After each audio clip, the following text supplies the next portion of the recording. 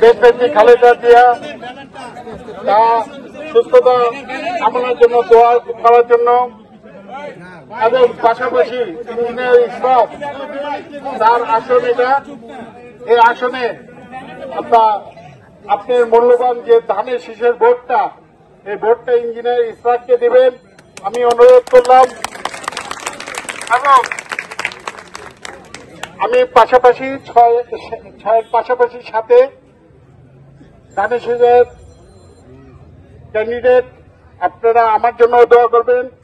পাশেই আমাদের 7 আসন, আমার জন্য দোয়া করবেন, ধানের শীষের জন্য ভোট দিবেন।